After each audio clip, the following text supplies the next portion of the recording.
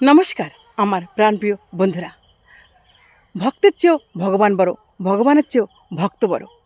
তোমাদের এই কথাটা কেন বলছি, ছোট্ট করে একটা গল্প শোনো বন্ধুরা, তাহলেই বুঝতে পারবে।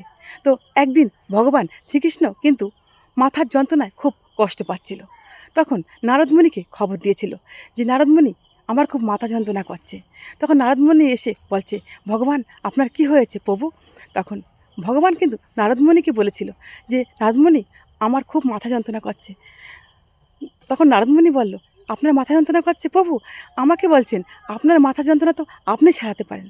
তখন ভগবান একটু হেসে দিয়ে বলল, ওরে নারদ, আমার মাথার যন্ত্রণা আমি সারাতে পারলেও এই মাথার যন্ত্রণা আমি সারাতে পারবো না।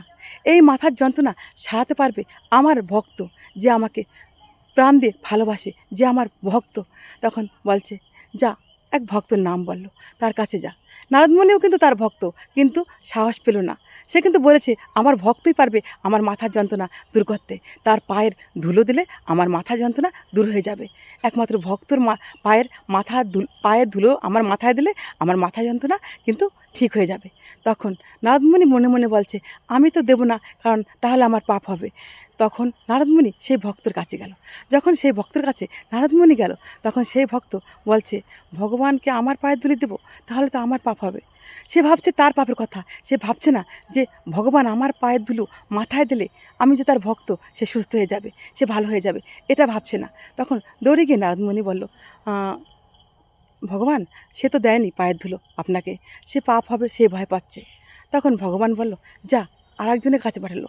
সে খুবই গরিব, শুধু সারাদিন বাদে একবার আহার করে, আর ভগবানের আরাধনা সারাদিন করে, শ্রীকৃষ্ণ ভগবানের আরাধনা। তখন তার কাছে গেছে। তখন তার কাছে গিয়ে বলছে যে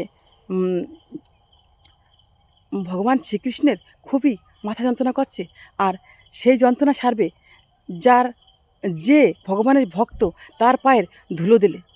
তখন সে বলছে, আমার পায়ের ধুলো দিয়ে যদি ভগবানের মাথা সারে, তার জন্য যদি মাথার ব্যথা সারে, তার জন্য যদি আমার পাপ হয়, তাহলে সেই জন্য আমি চিন্তা করি না, কিন্তু ভগবানকে আমি আগে সুস্থ করব। তখন পায়ের ধুলো নিয়ে দিয়ে দিল। তখন নারদমণিকে নিয়ে গিয়ে বলল যে, এই যে আপনার ভক্ত প্রভু পায়ের ধুলো দিয়েছে। তখন সেই পায়ের ধুলি যখনই মাথায় নিল, তখনই তার মাথা যন্ত্রণা ভালো হয়ে গেল। তো বন্ধুরা, তোমাদের কাছে এটুকু কথাই বলে শেষ করব। সেটা হলো, আমার এই গল্পটা কিন্তু শোনা গল্প, কারণ আমি নিজে কিন্তু অনেক গল্প তৈরি করি, লেখে কিন্তু আমি ভিডিও বানাই। তো এই ভিডিওটা কিন্তু আমি একমাত্র ছোটোবেলা যখন 11 বছর বয়স, তখন থেকে আমি রামায়ণ, ভাগবত, গীতা পাঠ শুনতে যেতাম, আর এখনও শুনি। তা যাদের মুখে শুনি তারা কিন্তু সত্যি অনেক দীর্ঘদিন ধরে এই রামায়ণ পাঠ করে, তারা ভাগবত পাঠ করে, গীতা পাঠ করে। তাদের মতো করে আমি বলতে পারবো না, আমার বলার মধ্যে একটু ভুল হতেই পারে। তো ভুল হলে তোমরা সকলেই ক্ষমার চোখে দেখবে।